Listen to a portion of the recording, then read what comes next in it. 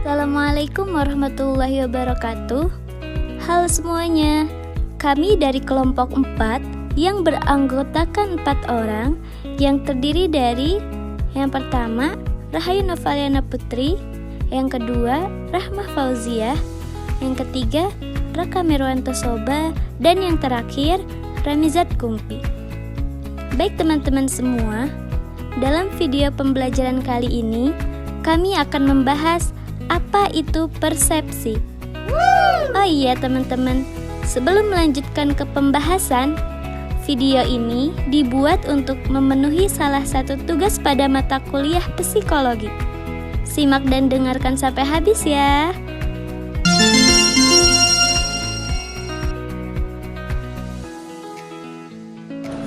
Pengertian persepsi secara etimologis adalah berasal dari bahasa Inggris, yaitu perception, atau bahasa Latin yaitu perceptio dari kata percipere yang artinya menerima atau mengambil.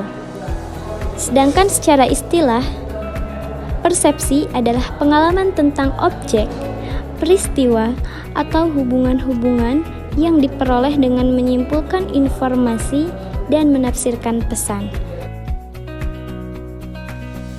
Bimo Walgito menjelaskan dalam bukunya bahwasanya persepsi adalah suatu proses yang didahului oleh penginderaan, yaitu merupakan proses diterimanya stimulus oleh individu melalui alat indera atau disebut proses sensoris.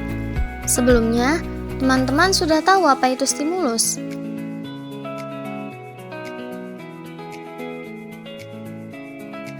Stimulus adalah objek atau peristiwa yang memunculkan respon sensorik atau perilaku dari suatu organisme.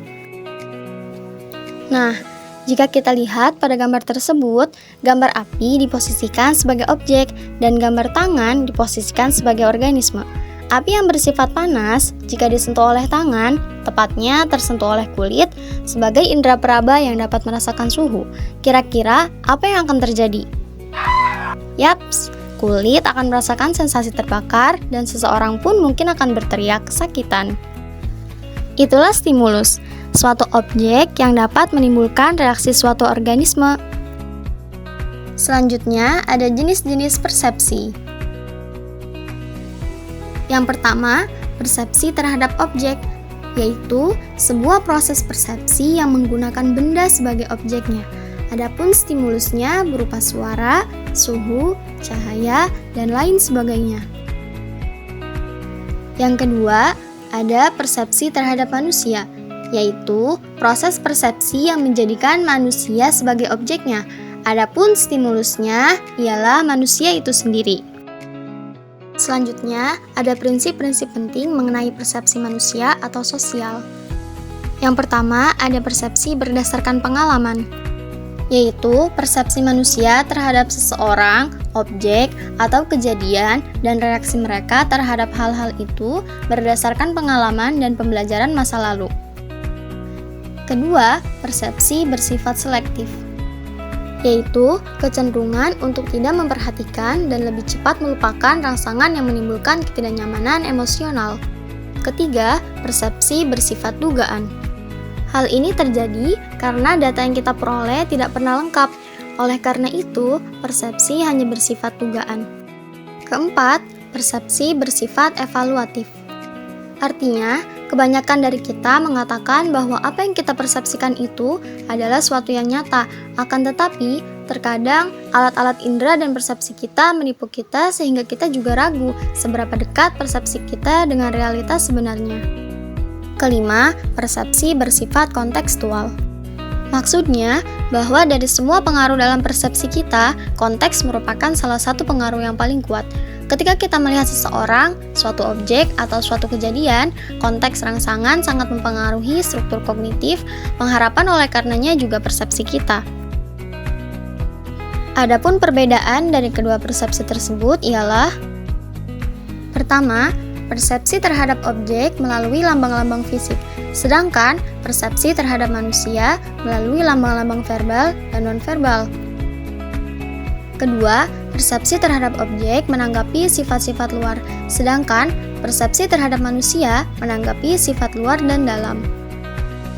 Ketiga, objek tidak bereaksi, sedangkan manusia bisa bereaksi. Dengan kata lain, objek bersifat statis, sedangkan manusia bersifat dinamis. Selanjutnya, ada tahapan-tahapan terjadinya persepsi. Menurut Walgito, tahap terjadinya persepsi terdapat 4 tahap, yaitu: pertama, proses kedalaman atau proses fisik. Pada proses ini merupakan proses ditangkapnya suatu stimulus oleh alat indera manusia. Kedua, proses filosofis, yaitu proses diteruskannya stimulus yang diterima oleh reseptor atau alat indera melalui saraf-saraf sensoris. Ketiga, proses psikologi, yaitu proses timbulnya kesadaran individu tentang stimulus yang diterima oleh reseptor.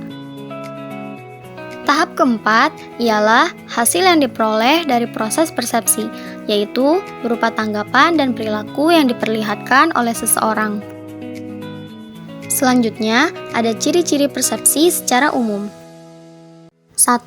Modalitas, yaitu rangsangan-rangsangan yang diterima harus sesuai dengan modalitas tiap-tiap indera. Misalnya, bau untuk penciuman, cahaya untuk penglihatan, suara untuk pendengaran, dan lain sebagainya. 2. Dimensi ruang, yaitu persepsi memiliki dimensi ruang atau sifat ruang. Kita bisa berbicara atas, bawah, tinggi, rendah, luas, sempit, dan lain sebagainya. 3. Dimensi waktu, yaitu persepsi memiliki dimensi waktu seperti cepat, lambat, tua, muda, dan lain sebagainya. 4. Struktur konteks, keseluruhan yang menyatu, yaitu objek-objek atau gejala-gejala dalam dunia pengamatan mempunyai struktur yang menyatu dengan konteksnya. Struktur dan konteks ini merupakan keseluruhan yang menyatu. 5. Dunia penuh arti.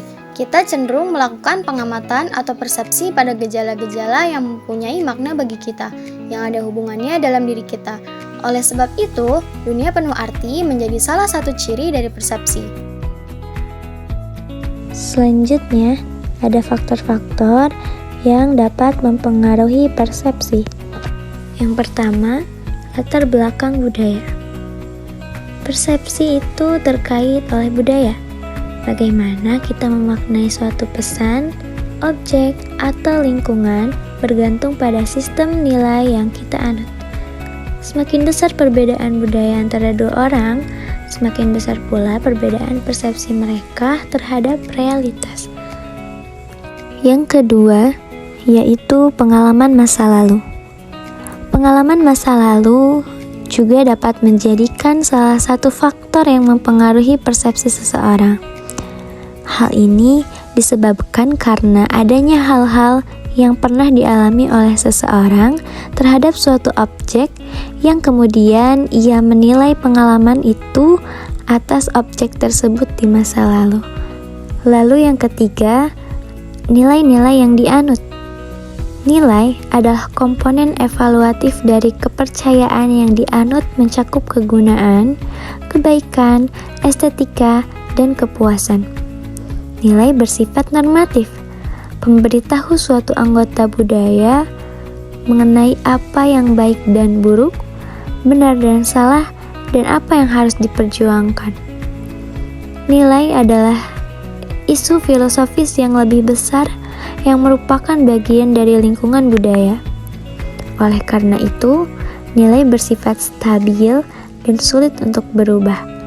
Dan yang keempat, yaitu berita-berita yang berkembang. Berita yang berkembang merupakan salah satu bentuk rangsangan yang menarik perhatian khalayak masyarakat. Melalui berita yang berkembang di masyarakat, dapat memengaruhi terbentuknya persepsi pada benak khalayak dan mampu memberikan pengaruh baik secara sadar maupun tidak sadar. Aspek persepsi terbagi menjadi 3 poin. Yang pertama, komponen kognitif, yang kedua, komponen afektif, yang ketiga, komponen konatif. Komponen kognitif adalah tersusun atas dasar pengetahuan atau informasi yang dimiliki seseorang tentang objek sikapnya. Yang kedua, komponen afektif. Komponen afektif adalah berhubungan dengan rasa senang dan tidak senang. Yang ketiga, komponen konatif merupakan kesiapan seseorang untuk bertingkah laku yang berhubungan dengan objek sikapnya. Berdasarkan penjelasan tadi, dapat kita simpulkan bahwa persepsi adalah pemahaman atau penilaian dari sudut pandang seseorang, yang mana proses pemahaman atau penilaian tersebut berawal dari stimulus yang diterima oleh individu melalui alat indera. Mungkin cukup sekian penjelasan yang dapat kami sampaikan. Semoga dapat dipahami oleh teman-teman sekalian. Wassalamualaikum warahmatullahi wabarakatuh.